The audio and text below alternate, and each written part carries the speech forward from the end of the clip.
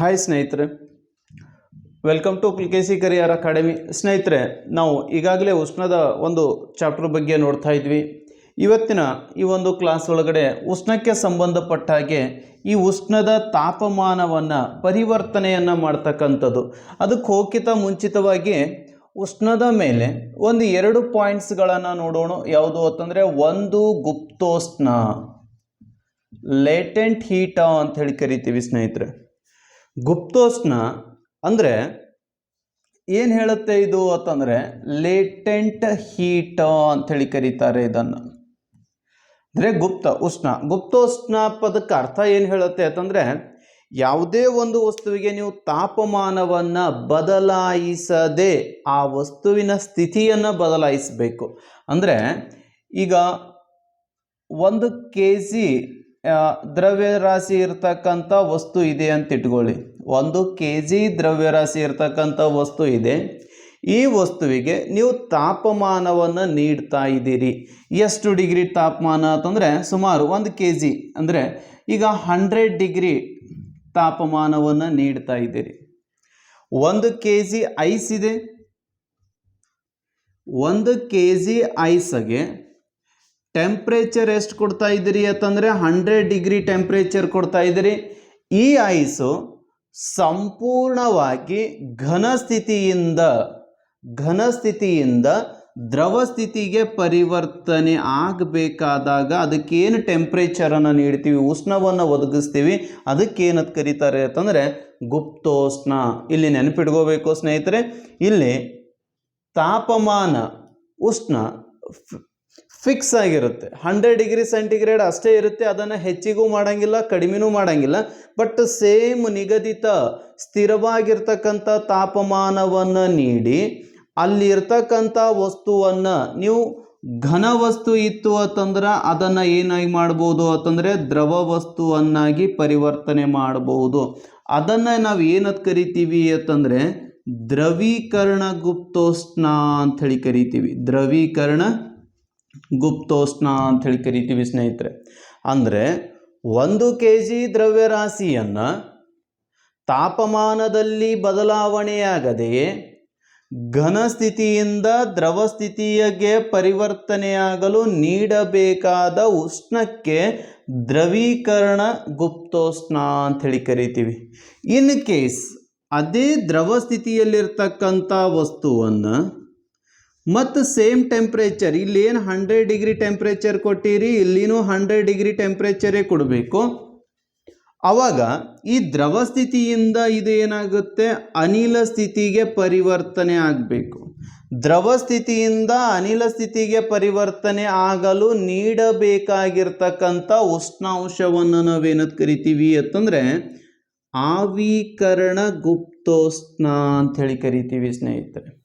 ಈ ಗುಪ್ತೋಷ್ಣ ಅಂತಕ್ಕಂಥದ್ದನ್ನು ತಗೊಂಡು ಬಂದಿರತಕ್ಕಂಥ ವಿಜ್ಞಾನಿ ಯಾರು ಅಂತಂದರೆ ಜೋಸೆಫ್ ಬ್ಲಾಕ್ ಅಂಥೇಳಿ ಕರಿತೀವಿ. ಜೋಸೆಫ್ ಬ್ಲಾಕ್ ಅಂಥೇಳಿ ಕರಿತೀವಿ ಸ್ನೇಹಿತರೆ. ಇವರನ್ನು ಗುಪ್ತೋಷ್ಣವನ್ನು ತಗೊಂಡು ಬಂದಿರತಕ್ಕಂಥ ಪರಿಚಯಿಸಿದ ವಿಜ್ಞಾನಿ ಅಥವಾ ಕಂಡುಹಿಡಿದ ವಿಜ್ಞಾನಿ ಯಾರು ಅಂತಂದರೆ ಜೋಸೆಫ್ ಬ್ಲಾಕ್ ಅಂಥೇಳಿ ಕರಿತೀವಿ. ಹಾಗಾದರೆ ಇದರದ SI ಮಾನ ಏನು ಅಂತಂದರೆ, ಈ ಗುಪ್ತೋಷ್ಣದ SI ಮಾನ ಏನು ಅಂತಂದರೆ ಜೂಲ್ಸ್ ಪರ್ ಕೆಜಿ ಅಂಥೇಳಿ ಕರಿತೀವಿ. ಕೆಲವೊಂದಿಷ್ಟು ವಸ್ತುಗಳ ಒಂದು ಗುಪ್ತೋಷ್ಣವನ್ನು ಹಾಗಾದರೆ ಯಾವುದು ಅಂತಂದಾಗ, ಫಾರ್ ಎಕ್ಸಾಂಪಲ್ ಈಗ ನೋಡಿ, ಯಾವುದು ಅಂತಂದರೆ ಕಬ್ಬಿಣ ಇದೆ. ಕಬ್ಬಿಣ 270 ಜೂಲ್ಸ್ ಪರ್ ಕೆಜಿಗೆ ಘನ ಸ್ಥಿತಿಯಿಂದ ದ್ರವ ಸ್ಥಿತಿಗೆ ಬರುತ್ತೆ ಸ್ನೇಹಿತರೆ. ಇದು ಕಬ್ಬಿಣ ಘನ ಸ್ಥಿತಿಯಿಂದ ದ್ರವ ಸ್ಥಿತಿಗೆ ಬರಬೇಕಾದ್ರೆ ಇದಕ್ಕೆ ನೀಡಬೇಕಾಗಿರ್ತಕ್ಕಂಥ ಒಂದು ಉಷ್ಣಾಂಶ ಎಷ್ಟು ಅಂತಂದರೆ 270 ಜೂಲ್ಸ್ ಪರ್ ಕೆಜಿ ಅಂತ ಕರಿತೀವಿ. ನೆಕ್ಸ್ಟು ಕಾಫರ್ಗೆ 210 ಜೂಲ್ಸ್ ಪರ್ ಕೆಜಿ ತಾಪಮಾನವನ್ನು ನೀಡಿದಾಗ ಇದು ಘನ ಸ್ಥಿತಿಯಿಂದ ದ್ರವ ಸ್ಥಿತಿಗೆ. ಹಾಗಾದರೆ ಕಾಫರ್ನ ಗುಪ್ತೋಷ್ಣ ಎಷ್ಟು ಅಂದರೆ 210, ಕಬ್ಬಿಣದ ಗುಪ್ತೋಷ್ಣ ಎಷ್ಟು ಅಂತಂದರೆ 270 ಅಂಥೇಳಿ ಕರಿತೀವಿ. ಹಾಗಾದರೆ ಪಾದರಸ ಕೊಠಡಿ ಉಷ್ಣತೆಯಲ್ಲಿ ದ್ರವ ಸ್ಥಿತಿ, ಅದನ್ನು ಬಿಟ್ಟರೆ ಅಂದರೆ ಘನ ಸ್ಥಿತಿ ಆಗುತ್ತೆ. ಮತ್ತೆ ಅದನ್ನು ದ್ರವ ಸ್ಥಿತಿ ತರಬೇಕು ಅಂದರೆ ಕೇವಲ 12 ಜೂಲ್ಸ್ ಪರ್ ಕೆಜಿ ನೀವು ತಾಪಮಾನವನ್ನು ನೀಡಿದರೆ ಇದು ಸಂಪೂರ್ಣವಾಗಿ ಏನಾಗುತ್ತೆ ಅಂತಂದರೆ ಆಟೋಮೆಟಿಕ್ ದ್ರವ ಸ್ಥಿತಿಗೆ ಬರುತ್ತೆ ಸ್ನೇಹಿತರೆ. ಹಾಗೆ ಈಗ ಯಾವುದು ಇನ್ನೊಂದು ಬೆಳ್ಳಿಯ ಗುಪ್ತೋಷ್ಣವನ್ನು ನೋಡಿದ್ರಿ ಅಂದರೆ 87 ಜೂಲ್ಸ್ ಪರ್ kg ಆಗಿದೆ ಸ್ನೇಹಿತರೆ. ಈ ರೀತಿ ಘನ ಸ್ಥಿತಿಯಿಂದ ದ್ರವ ಸ್ಥಿತಿಗೆ ನೀಡಲು ಬೇಕಾಗಿರ್ತಕ್ಕಂಥ ಉಷ್ಣ ಯಾವುದು ಅಂತಂದರೆ, ಈಗ ಉದಾಹರಣೆಗಾಗಿ ಕಬ್ಬಿಣವನ್ನು ಘನದಿಂದ ದ್ರವ ಸ್ಥಿತಿಗೆ ತರಬೇಕಂದ್ರೆ ಗುಪ್ತೋಷ್ಣ ಎಷ್ಟು ನೀಡಬೇಕಂದ್ರೆ 270 ಜೂಲ್ಸ್ ಪರ್ kg ಆಗಿರುತ್ತೆ. ಅದೇ ದ್ರವ ಸ್ಥಿತಿಯಿಂದ ಆವಿ ಸ್ಥಿತಿಗೆ ತರಬೇಕಾದ್ರೆ, ಇದಕ್ಕೆ ಉದಾಹರಣೆಗಳು, ದ್ರವ ಸ್ಥಿತಿಯಿಂದ ಆವಿ ಸ್ಥಿತಿಗೆ ತರಬೇಕಾದ್ರೆ ಫಾರ್ ಎಕ್ಸಾಂಪಲ್ ಈಗ ನೀರಿದೆ, ನೀರನ್ನು ದ್ರವ ಸ್ಥಿತಿಯಿಂದ ಆವಿ ಸ್ಥಿತಿಗೆ ತರಬೇಕಾದ್ರೆ 2260 ಜೂಲ್ಸ್ ಪರ್ ಕೆಲ್ವಿನ್, ಇದು ಜೂಲ್ಸ್ ಪರ್ kg ಒಳಗಡೆ ನಾವೇನು ಮಾಡಬೇಕು ಅಂತಂದರೆ ಇದಕ್ಕೆ ಗುಪ್ತೋಷ್ಣವನ್ನು ನೀಡಬೇಕು ಸ್ನೇಹಿತರೆ. ಅದೇ ರೀತಿ ಪಾದರಸವನ್ನು ನೋಡಿ 300 ಜೂಲ್ಸ್ ಪರ್ kg ತಾಪಮಾನವನ್ನು ಇದಕ್ಕೆ ನೀಡಬೇಕಾಗುತ್ತೆ ಸ್ನೇಹಿತರೆ. ಅದಾಗೆ ಅಮೋನಿಯಾ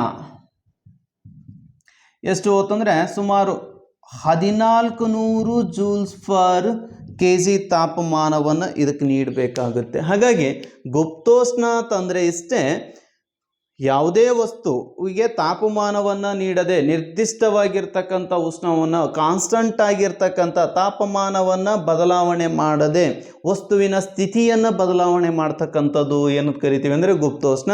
ಅದರಲ್ಲಿ 2 ಪ್ರಕಾರ ನೋಡಿದ್ವಿ, ಒಂದು ದ್ರವೀಕರಣ ಗುಪ್ತೋಷ್ಣ, ಇನ್ನೊಂದು ಆವೀಕರಣ. ಘನದಿಂದ ದ್ರವಕ್ಕೆ ಬಂದರೆ ದ್ರವೀಕರಣ, ದ್ರವದಿಂದ ಅನಿಲಕ್ಕೆ ಬಂದರೆ ಆವೀಕರಣ. ಹಾಗಾದರೆ ಘನದಿಂದ ದ್ರವಕ್ಕೆ ಬರೋದು ಯಾವುದು ಅಂದರೆ ಕಬ್ಬಿಣ, ಕಾಫರು, ಪಾದರಸ, ಇದಕ್ಕೆ ಬೇಕಾಗಿರ್ತಕ್ಕಂಥ ಗುಪ್ತೋಷ್ಣಗಳು. ದ್ರವದಿಂದ ಅನಿಲಕ್ಕೆ ಬರ್ತಕ್ಕಂಥದ್ದು ನೀರು, ಪಾದರಸ, ಅಮೋನಿಯಾ, ಆಲ್ಕೋಹಾಲು, ಇವೆಲ್ಲ ಆವೀಕರಣ ಆಗಿ ಹೋಗ್ತಕ್ಕಂಥದ್ದು. ಇದಕ್ಕೇನಂತ ಕರಿತೀವಿ ಅಂತಂದರೆ ಗುಪ್ತೋಷ್ಣ ಅಂತೇಳಿ ಕರಿತೀವಿ ಸ್ನೇಹಿತರೆ ನಾವು. ನೆಕ್ಸ್ಟ್ ಇನ್ನೊಂದು ಬರುತ್ತೆ ವಿಶಿಷ್ಟೋಷ್ಣ ಅಂತೇಳಿ ಕರೀತಾರೆ. ಇನ್ನೊಂದು ಪಾಯಿಂಟ್ ಇದೆ ಈ ಒಂದು ಉಷ್ಣ ಇದ್ರ ಮೇಲೆ, ಇದಕ್ಕೇನಂತ ಕರೀತಾರೆ ಅಂತಂದರೆ ವಿಶಿಷ್ಟೋಷ್ಣ ಅಂಥೇಳಿ ಕರೀತಾರೆ ಸ್ನೇಹಿತರೆ. ವಿಶಿಷ್ಟೋಷ್ಣ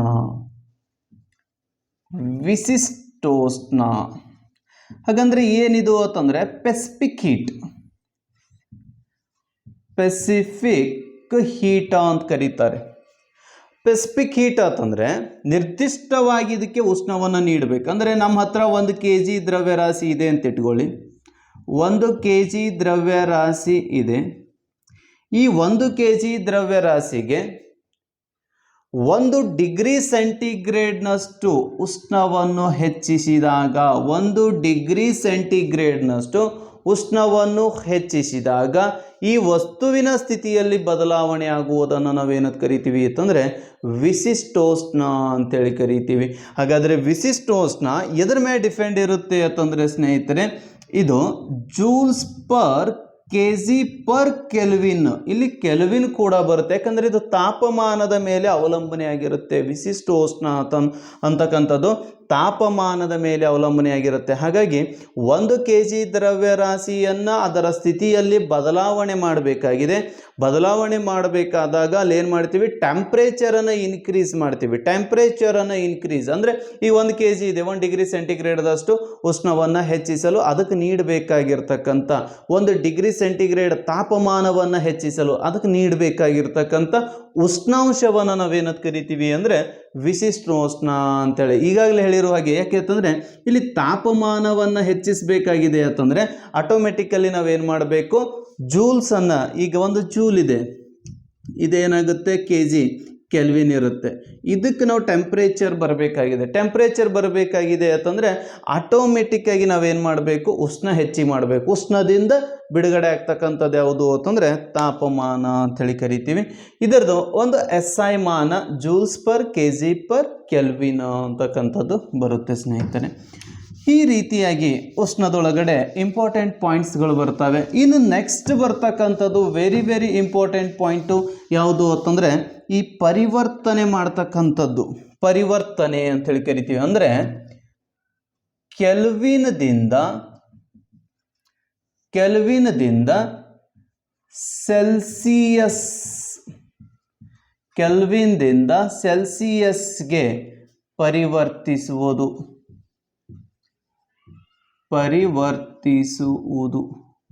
ಕೆಲ್ವಿನ್ದಿಂದ ಸೆಲ್ಸಿಯಸ್ ಅಥವಾ ಸೆಲ್ಸಿಯಸ್ನಿಂದ ಕೆಲ್ವಿನ್ಗೆ ಪರಿವರ್ತಿಸುವುದು. ಹಾಗಾದರೆ ಯಾವ ರೀತಿ ಇದನ್ನು ಪರಿವರ್ತನೆ ಮಾಡಬಹುದು ಅಂತಂದರೆ ಸ್ನೇಹಿತರೆ, ಒಂದು ಸಿಂಪಲ್, ಈಗ ನೋಡಿ ಕೆಲ್ವಿನ್ ಇದೆ, ನಮಗೆ ಸೆಲ್ಸಿಯಸ್ಗೆ ಪರಿವರ್ತನೆ ಮಾಡಬೇಕಂದ್ರೆ ಇದು ಒಂದು ಫಾರ್ಮುಲಾವನ್ನು ನೆನಪಿಟ್ಕೋಬೇಕು. K is equal to C plus 273 ಅಂಥೇಳಿ ಕರಿತೀವಿ. 0 degree is equal to 273 kelvin ಅಂಥೇಳಿ ಕರೀತಾರೆ. ಹಾಗಾದರೆ ಯಾವ ರೀತಿ ಅಂತಂದರೆ, ಈಗ ನೋಡಿ ಒಂದು ಚಾರ್ಟನ್ನು ನೋಡೋಣ. ಯಾವುದು ಅಂತಂದರೆ ತಾಪಮಾನವನ್ನು ಅಳಿಬೇಕಾದ್ರೆ ಒಂದು ಸೆಲ್ಸಿಯಸ್ ಇರುತ್ತೆ, ಇನ್ನೊಂದು ಫ್ಯಾರನೀಟ್ ಇರುತ್ತೆ, ಮತ್ತೊಂದು ಯಾವುದು ಅಂತಂದರೆ ಕೆಲ್ವಿನ್ ಇರುತ್ತೆ, ಮತ್ತೊಂದು ರ್ಯೂಮರ್ ಅಂಥೇಳಿ ಕರೀತಾರೆ. ಈಗ ನೀರಿನ ಒಂದು ಘನೀಕರಣ ಬಿಂದು, ನೀರನ್ನು ಹಿಡಿದಾಗ ನೀರಿನ ಘನೀಕರಣ ಬಿಂದು 0 ಡಿಗ್ರಿ. ಸೆಲ್ಸಿಯಸ್ ಸ್ಟಾರ್ಟ್ ಆಗೋದು 0 ಡಿಗ್ರಿಗೆ. ನೆಕ್ಸ್ಟು ಸೆಲ್ಸಿಯಸ್ ಇದರ ಕುದಿಯುವ ಬಿಂದು, ನೀರಿನ ಕುದಿಯುವ ಬಿಂದು ಎಷ್ಟು ಅಂದರೆ 100 ಡಿಗ್ರಿ ಸೆಂಟಿಗ್ರೇಡ್. ಫ್ಯಾರನೀಟ್ ಸ್ಟಾರ್ಟ್ ಆಗೋದು 32ರಿಂದ ಎಂಡ್ ಆಗೋದು 212 ಫ್ಯಾರನೀಟ್ಗೆ. ಕೆಲ್ವಿನ್ ಸ್ಟಾರ್ಟ್ ಆಗೋದು 273ಇಂದ ಎಂಡ್ ಆಗೋದು 273 0 to 80. ಇದು ರ್ಯೂಮರ್ ಅಂತೇಳಿ ಕರಿತೀವಿ. ನಿಮಗೆ ನಾಳೆ ಪ್ರಶ್ನೆಯನ್ನು ಕೇಳ್ಬೋದು, ಸೆಲ್ಸಿಯಸ್ನ ಕನಿಷ್ಠ ಬಿಂದು ಯಾವುದು ಅಂತಂದರೆ 0 ಡಿಗ್ರಿ. ಘನೀಕರಣ ಬಿಂದು, ನೀರಿನ ಘನೀಕರಣ ಬಿಂದು ಎಷ್ಟು ಅಂದರೆ 0 ಡಿಗ್ರಿ. ನೀರಿನ ಗರಿಷ್ಠ ಸಾಂದ್ರತೆ ಬಂದಾಗ 4 ಡಿಗ್ರಿ ಸೆಂಟಿಗ್ರೇಡ್ ಬರುತ್ತೆ, ಅದು ನೀರು ಎಂಬ ಚಾಪ್ಟರ್ದಲ್ಲಿ ಚರ್ಚೆ ಮಾಡೋಣ. ನೀರಿನ ಕುದಿಯುವ ಬಿಂದು 100 ಡಿಗ್ರಿ ಇದೆ. ನೆಕ್ಸ್ಟು ಫ್ಯಾರನ್ ಹೀಟಿಗೆ ಕಂಪೇರ್ ಮಾಡಿದಾಗ, ಈ ಫ್ಯಾರನ್ ಹೀಟನ್ನು ನಾವು ಎಲ್ಲಿ ಬಳಸ್ತೀವಿ ಅಂತಂದರೆ ಈ ವೈದ್ಯರ ತಾಪಮಾಪಕದಲ್ಲಿ ಬಳಕೆ ಮಾಡ್ತಕ್ಕಂಥದ್ದು ಯಾವುದು ಅಂತಂದರೆ ಫ್ಯಾರನ್ ಹೀಟು. ಅದರಲ್ಲಿ ಬಳಕೆ ಆಗ್ತಕ್ಕಂಥ ಈ ದ್ರವಗಳು ಯಾವುವು ಅಂದರೆ ಪಾದರಸ ದ್ರವವನ್ನು. ಹಾಗಾದರೆ ಪಾದರಸ ದ್ರವವನ್ನೇ ಯಾಕೆ ಬಳಕೆ ಮಾಡ್ತಾರೆ ಅಂತಂದರೆ, ಒಂದೇ ಪಾಯಿಂಟ್ ನಾವು ಹೇಳ್ಬೋದು, ವೈದ್ಯರ ತಾಪಮಾಪಕದಲ್ಲಿ ಪಾದರಸ ಯಾಕೆ ಬಳಕೆ ಮಾಡ್ತಾರೆ ಅಂತಂದರೆ, ಆ ಪಾದರಸ ಗಾಜಿನೊಂದಿಗೆ ವರ್ತಿಸುವುದಿಲ್ಲ. ಒಂದೇ ಪಾಯಿಂಟು. ಎರಡನೇದು, ಪಾದರಸದ ಕುದಿಯುವ ಬಿಂದು ಹೆಚ್ಚಿಗಿದೆ, ದ್ರವನ ಬಿಂದು ಏನಾಗಿದೆ ಕಡಿಮೆ ಇದೆ. ಪಾದರಸದ ಕುದಿಯುವ ಬಿಂದು ಏನಾಗಿದೆ ಹೆಚ್ಚಿದೆ, ದ್ರವನ ಬಿಂದು ಏನಾಗಿದೆ ಅಂತಂದರೆ ಕಡಿಮೆ ಇದೆ. ಯಾಕಂತಂದರೆ ಈಗ ನಾವು ಸಡನ್ನಾಗಿ ಈ ಪಾದರಸವನ್ನು ನಮ್ಮ ಟೆಂಪ್ರೇಚರ್ ಹಿಡಿಬೇಕು ಅಂದರೆ ಸ್ಪೀಡ್ ಮ್ಯಾಗ ಹೋಗುತ್ತೆ, ಬಟ್ ಇಳಿಬೇಕಾದ್ರೆ ಸ್ಲೋ ಪ್ರೊಸೆಸ್ ಒಳಗಡೆ ಏನಾಗುತ್ತೆ, ಅದು ಇಳಿತಾ ಬರುತ್ತೆ. ಹಾಗಾಗಿ ಇದರ ಕುದಿಯೋ ಬಿಂದು ಏನಾಗಿದೆ ಹೆಚ್ಚಿಗಿದೆ, ಇದರ ದ್ರವನ ಬಿಂದು ಏನಾಗಿದೆ ಕಡಿಮೆ ಇದೆ. ನೆಕ್ಸ್ಟು ಪಾದರಸ -40 ಡಿಗ್ರಿವರೆಗೆ ಏನಾಗೋದಿಲ್ಲ ಅಂದರೆ ಇದು ಘನ ಸ್ಥಿತಿಗೆ ಬರುವುದಿಲ್ಲ. -40 ಡಿಗ್ರಿ ಬಂದರೆ ಪಾದರಸ ಏನಾಗುತ್ತೆ ಘನ ಸ್ಥಿತಿಗೆ ಬರುತ್ತೆ. ಆವಾಗ ಆಲ್ಕೋಹಾಲನ್ನು ಯೂಸ್ ಮಾಡ್ತಾರೆ. ಈ ಎಲ್ಲ ಗುಣಗಳಿಂದ ಈ ನೆಕ್ಸ್ಟ್ ಮತ್ತೊಂದು ಏನು ಅಂತಂದರೆ, ಇದು ಹೊಳಿತಕ್ಕಂಥ ಧಾತು, ಮೇಲ್ಮೈ ಹೊಳಪನ್ನು ಉಂಟು ಮಾಡುವುದರಿಂದ ರೀಡಿಂಗನ್ನು ಈಸಿಯಾಗಿ ನಾವು ಇದನ್ನು ಏನು ಮಾಡ್ಬೋದು ಅಂತಂದರೆ ನೋಡ್ಬೋದು. ಹಾಗಾಗಿ ವೈದ್ಯರ ತಾಪಮಾಪಕದಲ್ಲಿ ಪಾದರಸ ಯಾಕೆ ಯೂಸ್ ಮಾಡ್ತಾರೆ ಅಂತಂದರೆ ಇವುಗಳನ್ನು ರೀಸನ್ ಆಗಿ ಹೇಳ್ಬೋದು. ಇನ್ನೊಂದು, ವೈದ್ಯರ ತಾಪಮಾಪಕ ಎಲ್ಲಿಂದ ಚಾಲು ಇರುತ್ತೆ ಅಂತಂದರೆ 94 ಫ್ಯಾರನ್ಹೀಟ್ದಿಂದ ಚಾಲು ಇರುತ್ತೆ ಸ್ನೇಹಿತರೆ. 94 ಫ್ಯಾರನ್ಹೀಟ್ದಿಂದ 110 ಫ್ಯಾರನ್ಹೀಟ್ವರೆಗೆ ಇದು ಏನಾಗಿರುತ್ತೆ ಅಂತಂದರೆ ಟೆಂಪ್ರೇಚರ್ ಇರುತ್ತೆ. ಹಾಗಾಗಿನೇ ಮಾನವನ ಒಂದು ಟೆಂಪ್ರೇಚರನ್ನು ನೀವು ಕಂಪೇರ್ ಮಾಡಿದಾಗ ಆರೋಗ್ಯವಾಗಿರ್ತಕ್ಕಂಥ ವ್ಯಕ್ತಿಯ ದೇಹದ ತಾಪಮಾನವನ್ನು 98.6 ಫ್ಯಾರನ್ಹೀಟ್ ಅಂಥೇಳಿ ಕರೀತಾರೆ. ನೆಕ್ಸ್ಟ್ ಮತ್ತೊಂದು ಪ್ರಶ್ನೆಯನ್ನು ಇದ್ರ ಮೇಲೆ ಕೇಳ್ಬೋದು, ಸೆಲ್ಸಿಯಸ್ ಮತ್ತು ಫ್ಯಾರನ್ಹೀಟ್ ಯಾವ ಮಾಪನಗಳು ಒಂದೇ ಸ್ಕೇಲ್ ಅಡಿಯಲ್ಲಿ, ಅಂದರೆ ಈ ಕಡೆ ನೀವು ಸೆಲ್ಸಿಯಸ್ ಸ್ಕೇಲ್ ಇದೆ, ಈ ಕಡೆ ಫ್ಯಾರನ್ಹೀಟ್ ಸ್ಕೇಲ್ ಇದೆ, ಇವೆರಡರು ಸೇಮ್ ಬರ್ತಕ್ಕಂಥ ಅಂಕಿ ಯಾವುದು ಅಂತಂದಾಗ -40 ಡಿಗ್ರಿ ಇದೇನಾಗುತ್ತೆ ಅಂತಂದರೆ ಸೆಲ್ಸಿಯಸ್ಸು ಮತ್ತು ಫ್ಯಾರನ್ಹೀಟ್ಗೆ ಒಂದೇ ಸಮತಲದಲ್ಲಿ ಏನಾಗುತ್ತೆ ಅಂತಂದರೆ ಈ ರೀಡಿಂಗ್ ಕಾಣಿಸಿಕೊಳ್ಳುತ್ತೆ ಸ್ನೇಹಿತರೆ. ಹಾಗಾಗಿ ಇಲ್ಲಿ ಹೆಚ್ಚಾಗಿ ಈ ಮಾಪನಗಳನ್ನು ವೈದ್ಯರಲ್ಲಿ ಬಳಕೆಯನ್ನು ಮಾಡ್ತಕ್ಕಂಥದ್ದು. ಪ್ರಸ್ತುತ ಏನು ಮಾಡ್ತಾ ಇದ್ದಾರೆ ಅಂತಂದರೆ ಜಲಜನಕ ಇರ್ತಕ್ಕಂಥ ಮಾಪನಗಳನ್ನು ಅವರು ಬಳಕೆಯನ್ನು ಮಾಡ್ತಾ ಇದ್ದಾರೆ ಸ್ನೇಹಿತರೆ. ಹಾಗಾಗಿ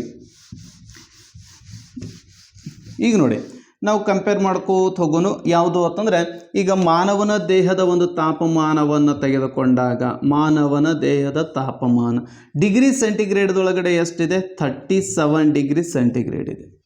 ಸೆಲ್ಸಿಯಸ್ ಒಳಗಡೆ ಎಷ್ಟಿದೆ ಅಂತಂದರೆ 37 ಇದೆ. ಇದನ್ನು ಕೆಲ್ವಿನ್ಗೆ ಪರಿವರ್ತನೆ ಮಾಡಬೇಕು ಅಂದರೆ ಈಗ ನೋಡಿ, ಮಾನವನ ದೇಹ ತಾಪಮಾನ ಎಷ್ಟಿದೆ ಅವ್ರು ಕೊಟ್ಟಿರ್ತಾರೆ. ಮಾನವನ ದೇಹದ ಸಾಮಾನ್ಯ ತಾಪಮಾನ 37 ಡಿಗ್ರಿ ಸೆಂಟಿಗ್ರೇಡ್ ಆದರೆ ಕೆಲ್ವಿನ್ಗೆ ಪರಿವರ್ತಿಸಿದಾಗ ಇದು ಎಷ್ಟಾಗುತ್ತೆ ಅಂತ ಕೇಳ್ತಾರೆ. Simple, K is equal to C ಜಾಗತಿಗೆ 37 ಬರೀರೆ 273 ಆ್ಯಡ್ ಮಾಡಿದಾಗ ಬರ್ತಕ್ಕಂಥ ಆನ್ಸರ್ ಎಷ್ಟು ಅಂತಂದರೆ 310 ಕೆಲ್ವಿನ್. ಕೆಲ್ವಿನ್ಗೆ ಎಷ್ಟಾಯಿತು ಅಂತಂದರೆ 310 ಕೆಲ್ವಿನ್ ಆಯಿತು. ಇದು 310 ಕೆಲ್ವಿನ್ ಆಯಿತು. ಅದೇ ರೀತಿಯಾಗಿ ಸೆಲ್ಸಿಯಸ್ದಿಂದ ಕೆಲ್ವಿನ್ಗೆ ಪರಿವರ್ತನೆ ಮಾಡಬೇಕಾದ್ರೆ C is equal to K minus 273 ಮಾಡಬೇಕು ಸ್ನೇಹಿತರೆ. C is equal to K minus 273 ಮಾಡಬೇಕು. ಹಾಗಾದರೆ ಈಗ ನೋಡಿ, ನೀರಿನ ಕುದಿಯುವ ಬಿಂದು ಎಷ್ಟಿದೆ? ನೀರಿನ ಕುದಿಯುವ ಬಿಂದು ಕೆಲ್ವಿನ್ ಒಳಗಡೆ ಎಷ್ಟಿದೆ? 373 ಇದೆ. 373 ಕೆಲ್ವಿನ್ ಆದರೆ ಸೆಲ್ಸಿಯಸ್ನಲ್ಲಿ ಎಷ್ಟಾಗುತ್ತೆ? ಸೆಂಟಿಗ್ರೇಡ್ನಲ್ಲಿ ಎಷ್ಟಾಗುತ್ತೆ? Celsius is equal to Kelvin ಎಷ್ಟಿದೆ? 373 ಮೈನಸ್ 273. ಹಾಗಾದರೆ ಎಷ್ಟು ಉಳಿತು? 73 3ದಾಗ 2 ಹೋದರೆ 100 ಡಿಗ್ರಿ ಸೆಂಟಿಗ್ರೇಡ್. ನೀರಿನ ಕುದಿಯುವ ಬಿಂದು, boiling point of water 100 degree centigrade. Simple ಸ್ನೇಹಿತರೆ, ಕೆ ಕೊಟ್ಟಾಗ ಸಿ ಪ್ಲಸ್ 273 ಮಾಡಬೇಕು. ಇನ್ ಕೇಸ್ ಸೆಲ್ಸಿಯಸ್ಸನ್ನು ಕೇಳಿದರೆ ಕೆ ಮೈನಸ್ 273 ಮಾಡಬೇಕು. ಇಷ್ಟೇ. ಇಲ್ಲಿ ನೋಡಿ, ಕೆ ಕೇಳಿದಾಗ ಸಿ ಪ್ಲಸ್ 273, ಸಿ ಕೇಳಿದಾಗ ಕೆ ಮೈನಸ್ 273 ಮಾಡಬೇಕು. ಇದು ಈಸಿಯಾಗಿರ್ತಕ್ಕಂಥದ್ದು, ಬಿಡಿಸ್ಬೋದು ನಾವು ಸಹಜವಾಗಿ. ಆದರೆ ಇನ್ನೇನು ಫ್ಯಾರನ್ ಹೀಟ್ದಿಂದ ಡಿಗ್ರಿ ಸೆಲ್ಸಿಯಸ್ಗೆ, ಫ್ಯಾರನ್ ಹೀಟ್ ಟು ಸೆಲ್ಸಿಯಸ್ಗೆ ಪರಿವರ್ತನೆ ಮಾಡಬೇಕು ಅಂತಂದಾಗ ಇಲ್ಲಿ ಒಂದು ಸ್ವಲ್ಪ ಏನಾಗುತ್ತೆ ಅಂತಂದರೆ ಫಾರ್ಮುಲಾವನ್ನು ಅಪ್ಲೈ ಮಾಡ್ಬೋದು. ನೋಡಿ, ಎಲ್ಲಿಂದ? ಫ್ಯಾರನ್ ಹೀಟ್ದಿಂದ ಸೆಲ್ಸಿಯಸ್ಗೆ ಪರಿವರ್ತನೆ ಮಾಡೋದು ಹೇಗೆ? ಸಿಂಪಲ್ ಆಗಿ ಒಂದು ಸ್ಟೇಟ್ಮೆಂಟನ್ನು ಕೊಡ್ತೇನೆ ನೋಡಿ. C minus 0 divided by 100 is equal to F minus 32 divided by 180. ಇದು ಯಾವುದಕ್ಕೆ ಬೇಕಾದಕ್ಕೆ ನಾವು ಕನ್ವರ್ಟನ್ನು ಮಾಡಬಹುದು ಸಿಂಪಲ್ ಆಗಿ. ಹೆಂಗೆ ಅಂತಂದರೆ ಇದು ಸಿಂಪಲ್, ಇದು ನೆನ್ಪಿಟ್ಕೊಂಡ್ಬಿಟ್ರೆ ಸಾಕು, ಯಾವುದೇ ರೀತಿಯ ಕನ್ವರ್ಟ್ಗಳನ್ನು ಮಾಡಬಹುದು. ಇದಕ್ಕಿಂತ ಇನ್ನೊಂದು ಏನು ಬರುತ್ತೆ ಅಂತಂದರೆ, ಈಗ ನೋಡೋಣ, ನಮಗೆ ಫ್ಯಾರನ್ ಹೀಟ್ ಬೇಕಾಗಿದೆ ಅಂತಂದರೆ 9/5 ಇಂಟು ಸಿ ಪ್ಲಸ್ 32 ಮಾಡಬೇಕು. ಸೆಲ್ಸಿಯಸ್ ಬೇಕಾದರೆ 5/9 ಇಂಟು ಎಫ್ ಮೈನಸ್ 32 ಮಾಡಬೇಕು ಸ್ನೇಹಿತರೆ. ಇಷ್ಟು ಮಾಡಿದರೆ ಈಸಿಯಾಗಿ ನಾವೇನು ಮಾಡ್ಬೋದು ಅಂತಂದರೆ ಇದನ್ನು ಕ್ಯಾಲ್ಕುಲೇಷನ್ ಮಾಡ್ಬೋದು. ಹಾಗಾದರೆ ಇವು ಎಲ್ಲಿಂದ ಬಂದು ಅಂತಂದರೆ, ಈ F is equal to 9/5 into C plus 32, C is equal to 5/9 F minus 32 ಎಲ್ಲಿಂದ ಬಂದು ಅಂತಂದರೆ ಇವುಗಳ ಸಹಾಯದಿಂದ. ನೋಡಿ, ಸಿ ಮೈನಸ್ 0 ಇದೆ ಡಿವೈಡೆಡ್ ಬೈ 100 ಇದೆ is equal to F minus 32 divided by 180 ಇದೆ. ಈಗ ನಮಗೇನು ಬೇಕಾಗಿದೆ? ಸಿ ಬೇಕಾಗಿದೆ. ಈ ಸಿಯನ್ನು ಇಲ್ಲೇ ಇಟ್ಕೊಂಡು 100 ಆ ಕಡೆ ಕಳಿಸಿದ್ರೆ 100 ಎಫ್ ಮೈನಸ್ 32 ಡಿವೈಡೆಡ್ ಬೈ ಏನಾಗುತ್ತೆ? 180 ಆಗುತ್ತೆ. ಈ zero cancel, 2 5 2 9. Then C is equal to 5/9 into F minus 32. ಇದೇ ಏನಾಗುತ್ತೆ ಅಂತಂದರೆ ನಾವು ಸೆಲ್ಸಿಯಸನ್ನು ಫೈಂಡ್ ಔಟ್ ಮಾಡಬೇಕಾದಾಗ ಬಳಕೆ ಆಗ್ತಕ್ಕಂಥದ್ದು. ಇನ್ನು ಸಿ ಹೋಗಿ ನಮಗೆ ಎಫ್ ಬೇಕಾಗಿದೆ. ಇವಾಗ ನೋಡಿ, ನಮಗೆ ಎಫ್ ಬೇಕಾಗಿದೆ ಅಂತಂದಾಗ ನಾವು ಎಫ್ ಅನ್ನು ಇಟ್ಕೋಬೇಕು. ಅಂದರೆ ಈಗ ನೋಡಿ, ಸಿ ಬರೀತೀರಿ, ಇದು 100 ಆ್ಯಸ್ ಇಟ್ ಈಸ್. 180 ಈ ಕಡೆ ತಂದಾಗ ಮೇಲ್ಭಾಗಕ್ಕೆ ಹೋಗುತ್ತೆ, ಎಫ್ ಮೈನಸ್ 32 ಆಗುತ್ತೆ. ಇವಾಗ ಈ ಝೀರೋ ಗೆಟ್ ಕ್ಯಾನ್ಸಲ್ ಅಂದರೆ 5 9 9/5 ಸಿ ಈ ಕಡೆ ಮೈನಸ್ ಇದ್ದದ್ದು ಈ ಕಡೆ ಬಂದರೆ ಏನಾಗುತ್ತೆ ಪ್ಲಸ್ ಆಗುತ್ತೆ. ಆವಾಗ ಇಲ್ಲಿ ಇಂಟು ಮತ್ತು plus is equal to F ಆಗುತ್ತೆ. F is equal to 9/5 into C plus 32 ಆಗುತ್ತೆ ಸ್ನೇಹಿತರೆ. ಈ ಕಡೆ ಬಂದಾಗ ನಾವು ಇದು ಆನಂತರ ತಗೋಬೇಕು. ಇಲ್ಲಿ ಬೋರ್ಡ್ಮಾಸ್ ರೂಲ್ಸ್ ಅಪ್ಲೈ ಆಗುತ್ತೆ ಪ್ರತಿಯೊಂದಕ್ಕೂ. ಇದು ಯಾಕೆ ಸರ್ ಇಲ್ಲಿ ಬ್ರ್ಯಾಕೆಟ್ಗೆ ನಾನು ಬ್ರ್ಯಾಕೆಟ್ ತೊಗೊಂಡೆ ಅಂತಂದರೆ ಇಲ್ಲಿ ಬೋರ್ಡ್ಮಾಸ್ ರೂಲ್ಸ್ ಅಪ್ಲೈ ಆಗೋದ್ರಿಂದಾಗಿ ಈ ಬೋರ್ಡ್ಮಾಸ್ ಮೀನ್ಸ್ ಏನು ಹೇಳ್ತೇವೆ bracket of division, multiplication, addition and subtract ಈ ರೂಲ್ಗಳ ಪ್ರಕಾರ ನಾವು ಬಿಡಿಸ್ತಾ ಹೋಗಬೇಕಾಗುತ್ತೆ. ಇವಾಗ ಪ್ರಾಬ್ಲಮ್ಸ್ಗಳನ್ನು ನೋಡೋಣ, ಈಸಿಯಾಗಿ ನಾವು ಕ್ಯಾಲ್ಕುಲೇಷನ್ ಮಾಡ್ತಾ ಹೋಗೋಣ. ಈಗ ಮಾನವನ ದೇಹದ ತಾಪಮಾನ ನಮಗೆ ಗೊತ್ತಿದೆ, ಈಗಾಗಲೇ ಕಂಡುಹಿಡಿದಿರುವ ಹಾಗೆ ಮಾನವನ ದೇಹದ ಉಷ್ಣತೆ ಎಷ್ಟಿರುತ್ತೆ ಅಂತಂದರೆ 37 ಡಿಗ್ರಿ ಸೆಂಟಿಗ್ರೇಡ್ ಇದೆ. ಹಾಗಾದರೆ ಇದನ್ನು ಫ್ಯಾರನ್ ಹೀಟ್ ಒಳಗಡೆ ಎಷ್ಟಾಗುತ್ತೆ? ಫ್ಯಾರನ್ ಹೀಟ್ ಒಳಗಡೆ ಎಷ್ಟಾಗುತ್ತೆ? ಸಿಂಪಲ್ ಸ್ನೇಹಿತರೆ, F is equal to Fahrenheit ಕೇಳಿದ್ದಾರೆ. F is equal to 9/5 into C, ಇಲ್ಲಿ ನೀವು ಇಂಟು ಬರೆದ್ರೂ ಬಂತು ಬಿಟ್ಟರು ಬಂತು, ಪ್ಲಸ್ 32.